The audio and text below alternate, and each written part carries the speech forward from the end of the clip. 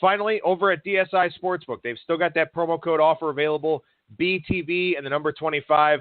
Good for a $25 free bet just for signing up, a 100% deposit match bonus for the sportsbook, and a 100% deposit match bonus for the live casino as well. At BetDSI, it's only a game until you bet it. Two guests coming up here on today's show. The first, Mr. Brad Powers from BradPowersports.com. Brad, how's it going today, sir? It's going well, my friend. How are you? Busy, man. Busy. The stress really begins here tonight with the playoffs, as you and I were talking a little bit before the show. But, I wouldn't trade it for anything. I mean, it's this is what you play for. This is what you're a fan for, is to get into the postseason and then see what happens. Absolutely. And, a little tip of the cap to your Twitter, you getting out of bed on an Indians playoff game with Ultimate Warrior looking like he's running out, I think, at WrestleMania 6. So a nice little tweet there. You can follow Adam at Skating Tripods if you want to check that out. I totally understand your thoughts with that. Well, I mean, we'll see how I feel tomorrow, getting after how Game 1 goes. I don't know. But in any event, we got plenty of stuff to talk about here today. We got a few listener questions, some listener requests for games, and a few games that I'm just kind of curious about. Let's go ahead and start with the listener questions that one of the listener questions that we talked about on yesterday's show, and I want to get your thoughts on this as well, Brad. Had a listener ask about buying points, and when that's something that you may want to do. Is that something that you partake in at all? No.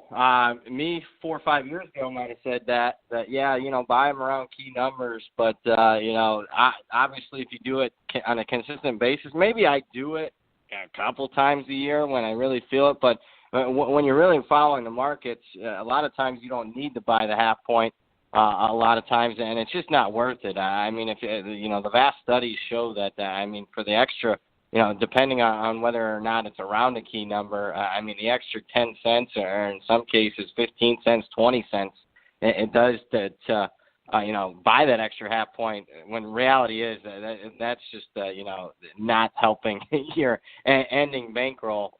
It's already tough enough as it is to hit the 52.38% to break even. And if you're consistently doing it on a weekly basis, I got to think that's, for the most part, a lost leader. That is something that I've learned over the course of the last 4 or 5 years. It's just not worth it to do it on a consistent basis. Every once in a while, and when I mean once in a while, I'm not talking a couple times a week. I'm talking maybe once a month or so, and then absolutely. But I would say, the best advice is, like we talked last week, have multiple outs, shop around, because there's a lot of times that extra half point can be found just by, betting at a different book and having another out. Yeah, definitely. That's the most important thing, and the biggest takeaway I'm trying to drive home here on the show is if you've got multiple outs, you generally don't have to worry about it too much. We talk about key numbers. We talk about the importance of those, and, of course, the dynamics of those have shifted a little bit now that extra points aren't being made at a 99.6 or 99.7% clip, whatever it used to be. Last year in the NFL, 256 games, 31 of them fell exactly on 3, 28 of them fell exactly on 7. And again, that's out of 256 games. So, just looking at it in that respect, you can sit down, you can do the math, you can decide if buying that half point is something that you're interested in. A lot of times people talk about buying off of key numbers as well, which is another option that you have. But again, if you've got multiple books, and if you've got multiple books with different profiles, if you've got a very public book, if you've got a very sharp book, if you've got something in the middle, odds are you're going to get the number that you want at some point.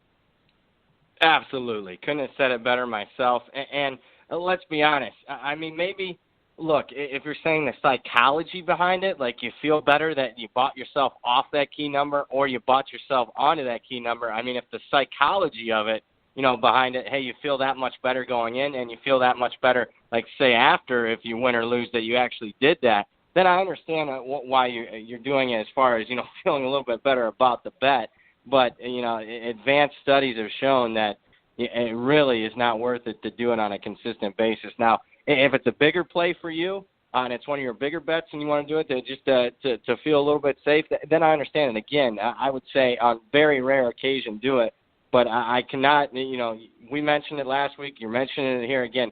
The most important thing is to have multiple outs, because the reality is, offshore places, the sharp books like Pinnacle are going to have one number. here in Vegas locally at a very public place like Stations is more often than not going to have a half-point difference on a lot of games, almost across the board, to be honest with you. Right, and I think that another point about this here, too, is that, we talked about day-of-the-game betting tips for people, and, a lot of times you're buying points because you're chasing a number that is no longer there. It's a number that you could have gotten early in the week. So, again, it's just another one of those reasons why it's important to shop around in the market early on, get that 6.5, then you don't have to worry about it if it's sitting 7 everywhere in the day of the game because you've already got that 6.5. So maybe if you don't feel too comfortable jumping out there early on in the week, and I understand why a lot of people don't, still watch the markets and see if you get that target number that you're hoping for, because that is something that will help bankroll in the long run. Now, Brad, we got another question here from @JimBadfish on Twitter, and I really like this question. I think this is a very good one and something that, I probably should have brought up prior to this, but, now that we've got the question, it's a good time to do it. We talk about having multiple outs, and we talk about adjusting power ratings based on the closing number. @JimBadfish's question here is, when you're looking at the closing number, which type of book should you use?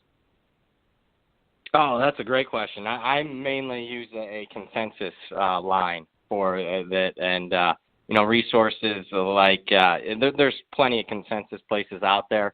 Your Vegas Insider has a Vegas consensus line, or if you don't want to go to a site like that and use that, just go across the board and just do an average. It takes a little bit more math to do it, but just take an average of the books both locally and offshore, and I would say preferably use the offshore books like a Pinnacle, and just average out the lines. But, yeah, I always, as far as the closing line, use mainly an average, a consensus line is what I use.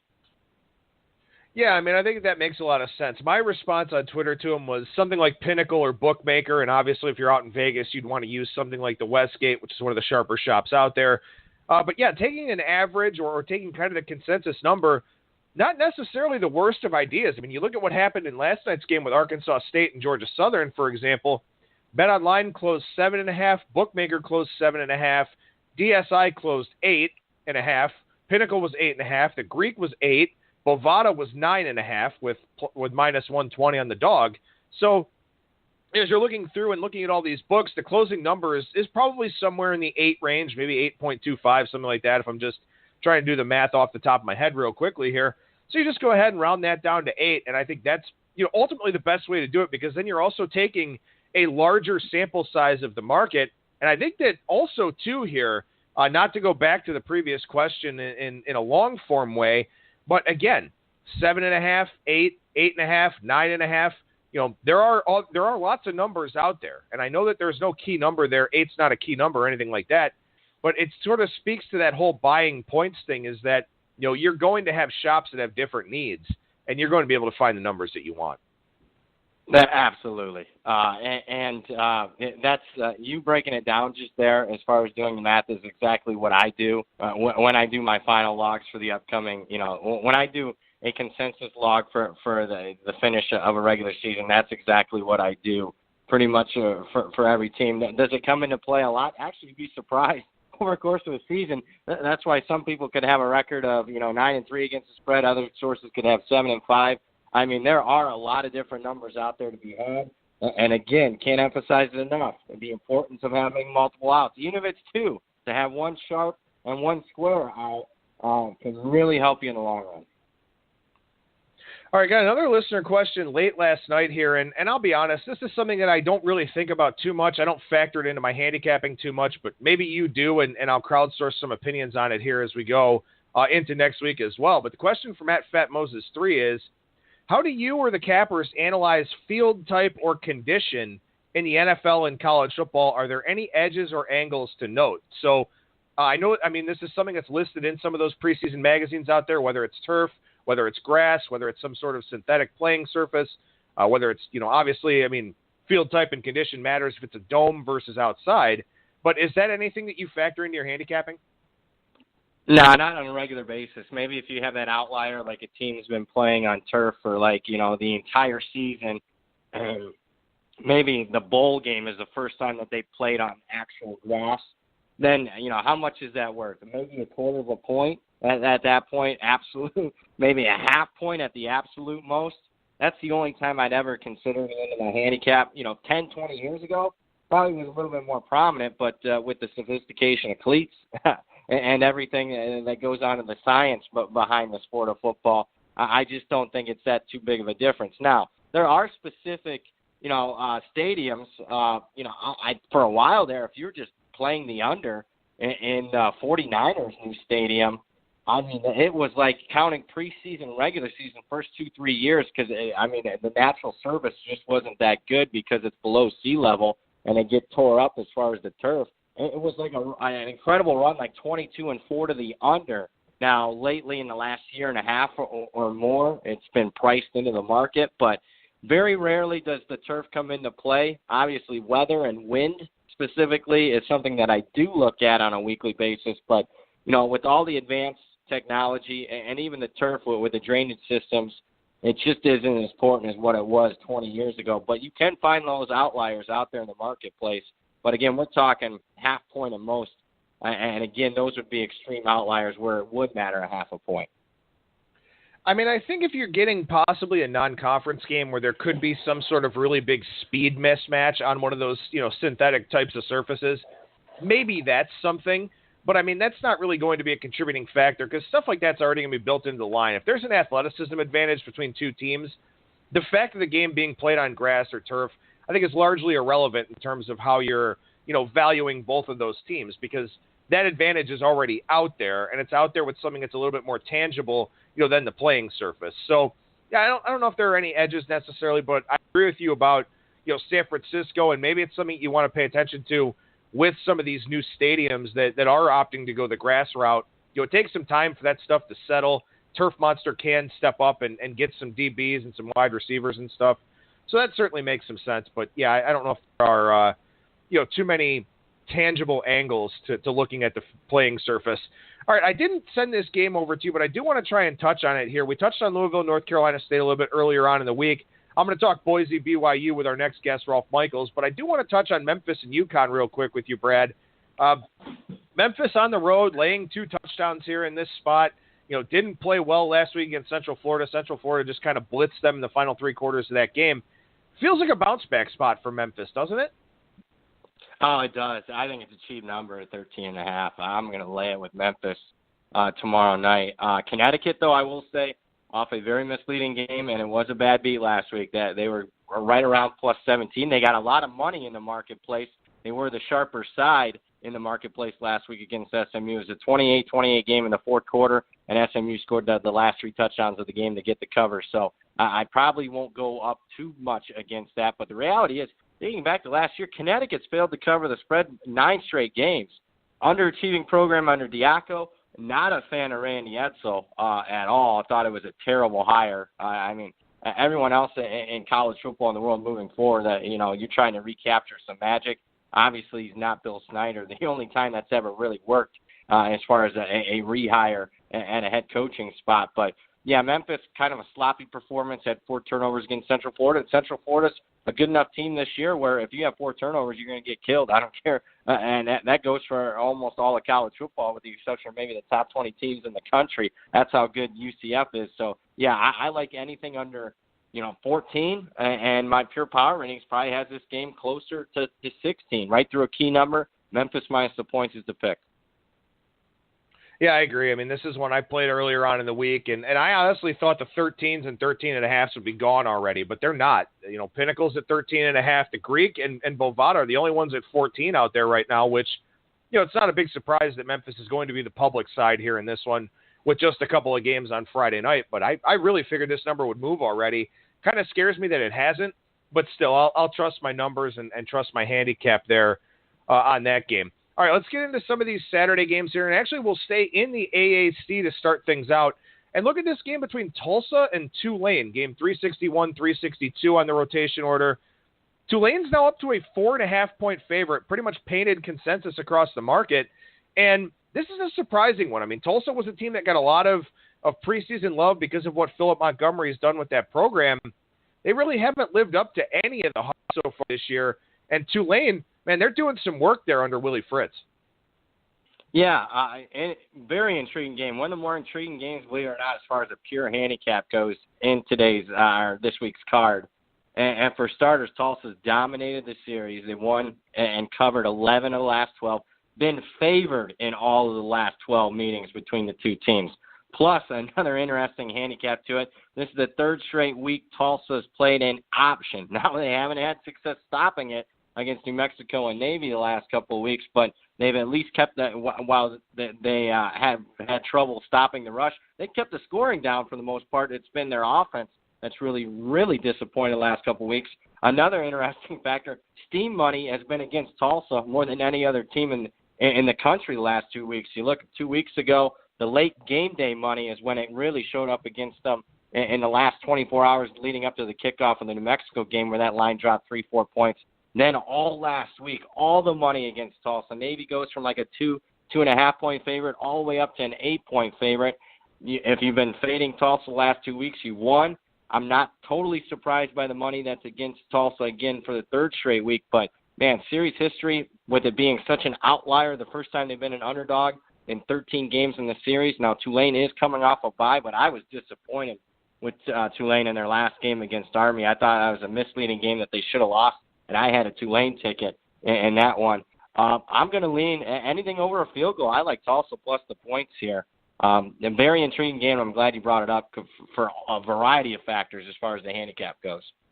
I mean, I got Tulane -1 in this one, so I do think that it's right to have them favored. But, we talk about looking for buy points on teams. And Tulsa is, look, this isn't a ruined program. I mean, they still have a very good running game with D'Angelo Brewer. Yeah, Chad President hasn't looked great. And one of the problems with Tulsa is that because they're an inefficient offense, they need as many possessions as possible because they're probably going to screw up a good percentage of them. Well, you don't get that luxury when you play New Mexico. You don't get that luxury when you play Navy because you're losing the time of possession battle. So for Tulsa, that's something that they need to work on. That's something that they need to figure out.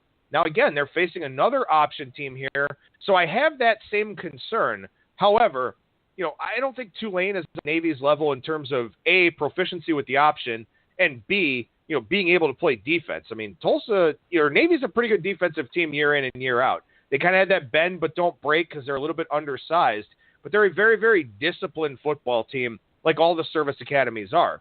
So I think Tulsa can move the ball a little bit here in this game. And, I think that, again, when you have a limited number of plays, a limited number of possessions, for Philip Montgomery here this week, you limit the playbook. You go to what works for you, and maybe the third time's a charm here in this spot. I think Tulane, has a very good shot of winning the game, obviously, with the line movement that we've seen. But now that we're up to 4.5 out there, this feels like a buy point on Tulsa. Absolutely it does. 4.5. 4 would have been a buy point for me. Pure power rating number, I have Tulane 2.5. I probably gave him an extra half point coming off the bye. But, and look, let the total also dictate it. Tulsa's had, problems struggling on offense the last couple of weeks. Their defense has done well. Well, you go over the total, and you got a total of 59.5. So and that's indicating that they expect Tulsa to move the football better on offense. And it also is kind of saying that, hey, they're going to regress on the defensive side of the ball as far as points allowed. So I'm very intriguing line here that is kind of a little bit of a head scratcher for me. I expected a little bit more money on the under if you're just going off of the last couple of weeks. So the money coming on Tulane and the money coming in on the under, I don't see a lot of correlation here. So I'm not afraid to in the end, to have, again, a Tulsa plus 4.5 ticket. It's definitely warming up to being not only a game that I bet, but sneaking into a top 10 play on my card when I release it late in the week. Well, and I love that you brought that up about what's going on with the line movement on both the side and the total, because something I talked about on yesterday's show with regards to the Patriots and Buccaneers game here tonight is that you've got this situation where it looks like everything should be driving this number up. You've got a Tampa Bay team that the market has faded a couple of times here in the last 2 weeks. You've got New England with Tom Brady. The offense looks very good. People are going to assume Tampa Bay's offense isn't good enough to do a whole lot of damage against the Patriots. I mean, they certainly could. But this looks like a number that probably would have gone up to 6, and it hasn't. It's sitting there at 5, at least for right now as we're recording here on Thursday. And it's those context clues that I like to look for out there in these lines when I've got games that maybe I'm not too sure about. And like I said, from a numbers standpoint, I've got some numerical value on Tulsa, but what you just said about the context of the line and what's going on with the movement, those are context clues that you want to look for in all of these games as you're looking to break them down. Absolutely. Couldn't have said it better. I mean, and again, just don't be, and I get it, some people don't have the bankroll like others, but and they only look at sides only. I think that's sometimes a mistake. Even if you're not betting totals or following college football totals, at least take a little bit of time out of your day to see the line movements and see, especially when you got big favorites and you see, totals moving down. Sometimes there's opportunity to pounce on that, but and a lot of times you also see correlation with, if the favorite's taking the money and it's, obviously they're the ones that dictate pace. Say they're a spread team that runs a lot of tempo, and you're also seeing correlation with the total going up. Sometimes try to understand it, because the marketplace a lot of times will tell you how they expect the game to be played with the side and total correlation. All right, we'll move down to game 407, 408 here in the Big 12, and I'm kind of pissed off at myself for missing this one earlier on in the week, because Kansas State now down to a 3.5-point favorite against Texas. This number opened 5.5. From a numbers standpoint, my numbers would push me towards the Kansas State side in this one. I've actually got this number at -1 in my power ratings. And Kansas State is a team that you and I talked about at the beginning of the season. I talked about them with a couple of different people, actually, in that I didn't understand why they were rated as high as they were coming into the season, but I had to respect that position. I had to respect what the rest of the market had, because if I'm wrong on Kansas State, it takes me a little while to catch up to what's going on with them. Well, so far, the body of work impressive. They won the 2 games that they should very easily. Baylor last week, but failed to cover. Struggled against Vanderbilt. So I don't really think there's been a whole lot to move Kansas State up or down. What were your thoughts on this number when it came out? I'm going to rub it in, and after the show's over, post my +6.5 ticket that I bet on Kansas State at the win on Sunday. Very happy with that one. But, yeah. But with that being said, what I did this week, because this was last week started it, where I had a few games that were just way off as far as the line and my power rating. So this week, with almost every single game, I went and regraded every game for the season. Went back and regraded. Hey, that should have been a +2 for that 14-point cover, or is that team really since that really tanked, and that should only be a +1? So I tried to do that for every single team. I've actually downgraded Kansas State about 2 points since the start of the season. I'm not as impressed as what I was coming into the season. They had a disappointing effort against Vanderbilt. Even last week against Baylor, Baylor missed some scoring opportunities, missed a field goal, got stopped on downs a couple of times inside the Kansas State 30-yard line. Kansas State doesn't cover, and I think it's an outlier because coming into it, Bill Snyder had been on an 11-0 run off a bye, so a lot of people were buying into Kansas State off a bye after the Vanderbilt game, that they would have a much better performance. That was surprising. So I've actually downgraded Kansas State a couple of points from my preseason power rating. Now, Texas on the flip side, massive downgrade at the start of the season with the Maryland game, but they've been sneaking up, despite the injuries on the offensive line. I got to say, on defense, what team has improved from game 1 to now as far as defensively? I mean, it's been night and day with the job they've done the last 2-3 weeks. So I only have Texas down maybe 2.5 points since the start of the season, and almost all of that is the Maryland game. So, after regrading the season, my number was probably 2.5 at the start of the week, and that's why I immediately on Sunday pounced on Kansas State. I'm like, wow, that's wrong. But now after regrading the teams, my number is now like 4.5. So I'm actually, if I get a 3, I might go for the middle here and actually lean with Texas. At the current line of 3.5 and 50, my favorite play would probably be the under. You look at the last 3 times these two teams have met, average total score, 33 total points per game. Kansas State's one-dimensional on offense with Ertz. That's about the only playmaker they got. Couldn't move the football against Vanderbilt. I don't expect them to move the football again. Like I said, a much-improved Texas team. And again, Texas dealing with some injuries on the offensive line. They're still trying to figure out who's going to be their starting quarterback. Under 50 is my favorite. At the current line, under 50 is my play in that game.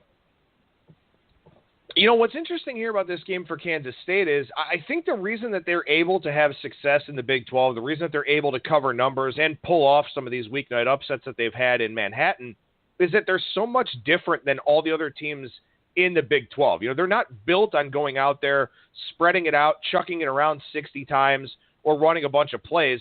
They don't do that. And the fact that they were different from everybody else is something that's given them, the ability to have a lot of success. In a spot like this, what concerns me a little bit is that now all of a sudden, Texas kind of feels like that same team. A team that's going to run the football, a team that's going to win with defense. Maybe they've got a little bit more tempo than Kansas State. I mean, who doesn't really for the most part? So, that's one thing that does kind of concern me is that Kansas State's strength, their advantage over the rest of this conference, is that they play a different brand of football, but that's not the case in this game. So I kind of wonder how they line up against a team that is bigger, that is faster, that is more athletic, that's going to do what they do, but maybe do it a little bit better. So that's why I didn't want to make the play on this game early on in the week. Wanted to see where the number has gone. Maybe this will be one I end up being happy that I stayed off of. Yeah, that's the way I felt, at least. And look, I'm a guy, you're better on one end, you're a handicapper on the other. And I just couldn't, me firing on plus 6.5 obviously made a lot of sense, especially with the 3-point line move. Hindsight's always 20/20. But I just couldn't pull the trigger. Even taking the hook on Kansas State plus a 3.5 current number as a handicapper because of that legitimate concern. And look, Texas a couple of years from now probably won't be playing as conservatively as what they've been on offense, but I understand the reason they play that. And can Kansas State move the football against Texas? Because I watched the Vanderbilt the Kansas State game, and I could see something very similar here where State is so fundamentally sound on the defensive side of the ball. I don't expect them to give up too much from Texas. On the other side, if you can't move against Vanderbilt, and we've seen Vanderbilt get moved on the last couple of weeks, where's Kansas State going to move it on what I consider to be an emerging, possibly top 20, and we'll see at the end of the season, defense that Texas has that has much better athletes than what even Vanderbilt said. So that kind of led me to the conclusion that forget the side at the current line. I'm going to bet the total, and I do like the total as one of my favorite totals plays of the week, and that being the under. All right, we'll move down to the SEC here. Alabama, Texas A&M. Alabama laying a huge number on the road in College Station. 26.5. There's a 27 out there. Of course, that one coming from Bovada. Look, I mean, we're running into another situation here, it feels like, with Alabama, where the odds makers aren't going to be able to set their numbers high enough. 125-3 in the last 2 weeks against SEC opponents. Alabama's, I think they're a 99.5 in my power ratings. I might have to go up over 100. My scale goes to 100. This team is absurd. I'm glad you brought that up. My power rating goes to 100, and the old Spinal Tap speaker is going to 11. I finally snapped that rubber band, and for the first time since I've been doing power ratings, even back to the Phil Steele days, first team right now, Alabama. I have them at 102 right now. So that is the highest power rating I've ever given a team. And it's still not enough as far as the marketplace goes because, I factor in Texas A&M's home field. I factor in Texas A&M's current power rating. I think the line should be closer to 3 touchdowns and not borderline 4 touchdowns. So it's a big power rating difference, even though I have Alabama power rated as the highest team I've ever charted. And look, Texas A&M, you're wondering, you should have downgraded them more. Why, I have downgraded them 5 points since the start of the season, but I wonder, here's the question I have in this particular game. Had Texas A&M just held on and didn't give up that final touchdown against UCLA, what would this line be? Because they'd be 5-0, and the narrative would be much different on Texas A&M. Reality is, they struggled against Nicholls State, but really since the second half of the Louisiana Lafayette game where they kind of found themselves a little bit on offense with Kellen Mond at quarterback, they haven't been terrible. They have beaten decent SEC teams in Arkansas and South Carolina. It hasn't always looked pretty, but, tip the hat to them, the fact that they were actually able to win those games. And I got to think Texas A&M is better than Vanderbilt athletically, and they're at home, where the Vanderbilt game for Alabama was more of a home game for Alabama than vice versa. And then I got to think that they're playing with a little bit more passion than what I saw at Ole Miss, who several players were quitting on plays. So with all that in mind, you're at home, you're at night. I did bet Texas A&M. Will I give out Texas A&M as a premium pick for my clients? No. But as far as Brad Powers, the better, he did bet Texas A&M. I went up against the Elephant plus 26.5. probably should have waited. Hindsight's going to be 20/20, and I would not be stunned if the line with all the public money coming in on Alabama, it'll be interesting to see if it goes to 4 touchdowns here. All I'm going to say, and we're going to move on from this game, is good luck, dude. That's all I can say is good luck going up against Nick Saban and what that team is doing right now. All right, one more game I want to touch on with you here, and this is a listener request, and this one's fascinating for a lot of different reasons, and I know you know the reasons why. Game 4-11, 4-12 here, Fresno State and San Jose State. So Fresno State last week was a favorite for the first time since the last week of the regular season in 2014. They were a double-digit favorite over Nevada. They are a 17-point road favorite against San Jose State, a team that you cannot downgrade fast enough. What are your thoughts on this game? And this one is where you throw the power ratings out the window. Because let's look at the marketplace on San Jose State, and we're not talking the full season. We're talking just in the last couple of weeks what in the hell's happened with this team. Because let's face it, I mean, they had a decent performance. Depending on what line you got, they covered against South Florida. You thought, I remember you and I talking, and we were talking off air as far as an FCS game. You liked them against Cal Poly, and they came in and covered the spread there. So it was a good first couple game look. They got crushed by Texas, and Texas was coming off the loss to Maryland, got that. Got crushed late against Utah. Nothing was saying, hey, immediately sell this team. And just a couple weeks ago, at home in a game that was close to pick 'em. Utah State probably went off as a couple-point road favorite. But Utah State's a better football team than Fresno State. And 2 weeks ago, Utah State was laying like 2 points on the road at San Jose State. Now, 2 weeks later, after the entire market threw San Jose State in the trash last week and won no matter what line you got with UNLV, you got Fresno State as a 17-point road favorite. My power rating, and I've downgraded San Jose State 12 points since the start of the season. That is one of the largest downgrades I have. BYU is one of them, but that also plays in the quarterback injury. Florida State's another team I've downgraded double digits, a lot of it being the quarterback injury there. Even though I've downgraded them 12 points, I can't get my line high enough here. Pure power rating says that the line should be closer to 10, not 17. Outlier, huge road favorite role for Fresno State, even though I like the job Tepper's done so far. The only way I can bet is San Jose State plus 17. Yeah, and it's hard, too, because you kind of sit there and you go, okay, well, can I do this? Is this something that I can actually go out there and do? Because everybody, from a line value standpoint, is going to have, San Jose State as the numbers play here in this game. And look, they had 462 yards last week. Now, they didn't score in the second half, and they were down 35-13 at halftime, so that's not particularly good. But at least they moved the football a little bit. They had 315 passing yards. So at least there's that. Maybe this offense is kind of taking hold a little bit, with Andrew Sauter and the new scheme that they're looking to put in. They're trying to go up tempo. They just don't have the pieces to do it. But, here's the hard part about this. From a betting standpoint, that this is a game you're supposed to take. This number's off by about a touchdown for you, like you said. But from a handicapper's mindset, and let's take the clients out of it, because I know you can't go to the clients and say, hey, play San Jose State, because, this is a team that's given up 54 or more, or 41 or more points each of the last 4 weeks. So you can't do that. But also from a personal handicapping standpoint, the number says to do it, and it's just so hard to wrap your mind around going out there and playing a team that's been as bad as San Jose State has. Absolutely. Could not have said it better. Look, I'll play it just because I do that when my numbers are far off and I've had success, but am I playing it at the same level as a lot of my other ones? Absolutely not, because it just screams, to me it screams stay away.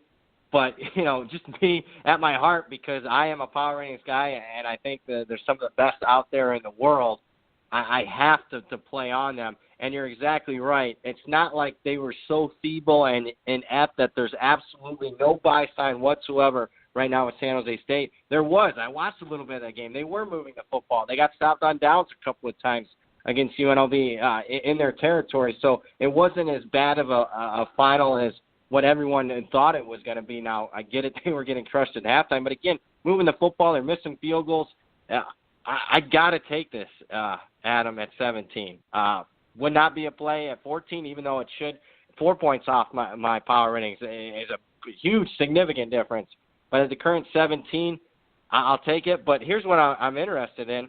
Looks like the market wants to go higher. Public's betting Fresno State. The steam was against San Jose State. So this is one that I'll wait and see what the line is on game day. And I'm not going to rush to the window right now and bet plus 17, but I think that there's a decent chance I can get 17.5. You got an exclusive free pick for our show listeners here. I don't want to do the pick six because as Rolf's on hold here, I want to get to a couple of these NFL games. But you got a pick for our listeners out there in place of the pick six? Yeah, I am going to, and this one's intriguing because I normally would be all over the underdog here in a rivalry game, but I'm going contrarian here. The fact that Michigan State's covered 9 straight games in the series, and I think the market's really taken a hold of that and giving that a little too much credibility here, the fact that they've owned Michigan against the number. The reality is, looking for line value, Michigan was laying 25 points on the road to Michigan State last year, and you mean to tell me they're only going to be laying 10.5 this year? And these teams haven't changed that much, and I'll use a recent example. You know, Michigan State was a 4-point underdog at home to Notre Dame just 2 weeks ago. You do the simple 3-point home-away flip. That means Notre Dame would have been laying 10 at home to Michigan State. Well, I got news for you. Michigan's better than Notre Dame, specifically on defense. Michigan's awfully by in this one. And also, Michigan State's off back-to-back physical games against Notre Dame and Iowa. Love the situation. I even like Michigan's new quarterback. Market seems to have downgraded Michigan without Wilton Spate. I think there's a possibility they might actually be better at that position. At least they were more efficient in the red zone against Purdue with John O'Korn at quarterback. Everything's adding up to me. And this is very rare for me to lay double digits in a rivalry game. But, yeah, I like Michigan minus the 10.5, and I like it a lot. A couple of things I want to mention here with regards to that game. The first is that the Golden Nugget over the summer, Michigan was a 17-point favorite in this spot. And I don't know what's going on to drop this game 6.5 points. I mean, Michigan State's been a little bit better than expected. I'll give them credit for that. Brian Lewerke's played pretty well. But I haven't seen anything from Michigan that would make me want to drop them down too far. One other note here, on over the summer, the October 7th game, Alabama and Texas A&M, the number was 12.5. There's been a 2-touchdown adjustment to that game, and I mean, like, most of it is on the Alabama side. It's not even like you've downgraded A&M that much. It's just the fact that Alabama is just ridiculous, and again, it's another one of those spots where you just can't set an Alabama game high enough.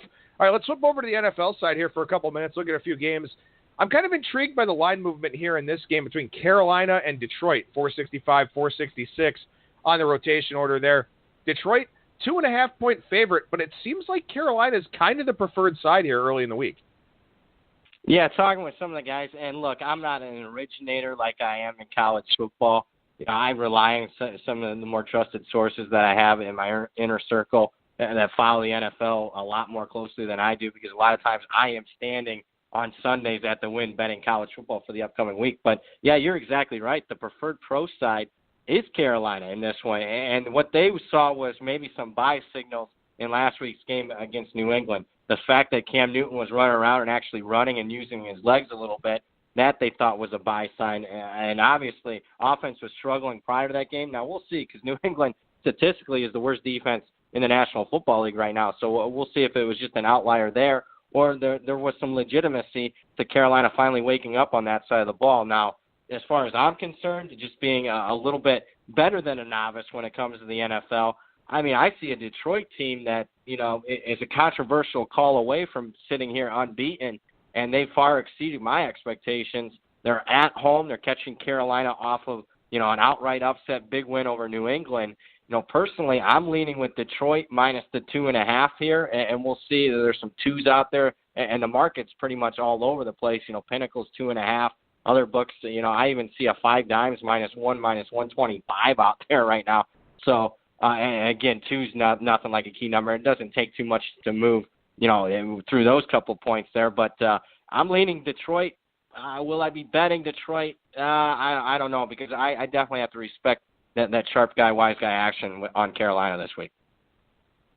And there are a lot of injuries here for both of these teams. Carolina with some significant injuries in the back seven, which obviously not a great thing when you take on Matthew Stafford, since Detroit can't really run the football. And truthfully, they don't really make a significant attempt to run the football. They know that they need to throw. That's why they throw a lot of short passes as an extension of the running game. So that injury report very, very big for Carolina here this week with Thomas Davis on it, with Darryl Worley on it, and, of course, with Kurt Coleman already out here for the Panthers this week. One other NFL game I wanted to touch on here. Let's go ahead and go to the Sunday nighter between the Kansas City Chiefs and the Houston Texans. And, I know that by nature you're a contrarian guy when it comes to the NFL. Kansas City is the best team in the NFL right now in a lot of people's eyes, certainly with good reason. I mean, they've been so good offensively, pretty good defensively.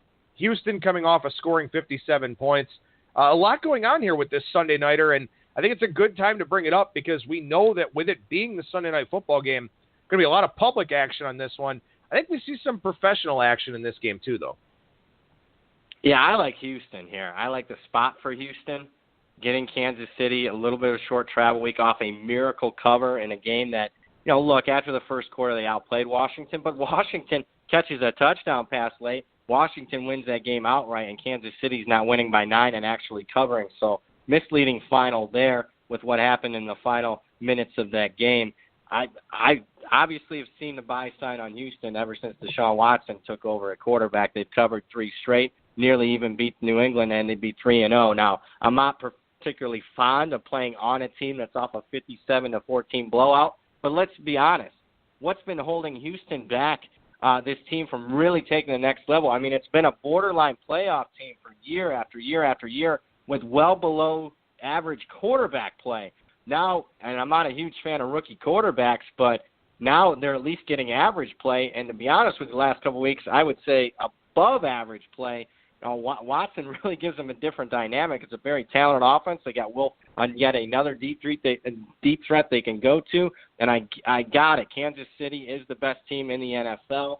But, man, at home, at night, Sunday night, very charged up atmosphere. And I think a lot of people, the analytics guys are still including that Jacksonville performance in week 1 as far as their data points. I think you throw that one out the window. Obviously, it was a distracted team. And obviously with Tom Savage at quarterback, they were well below average. So I think that's giving you some value on Houston. The misleading final from Kansas City last week's giving you value on Houston. I think the crowd's going to be one of the better atmospheres we've seen in the NFL all season.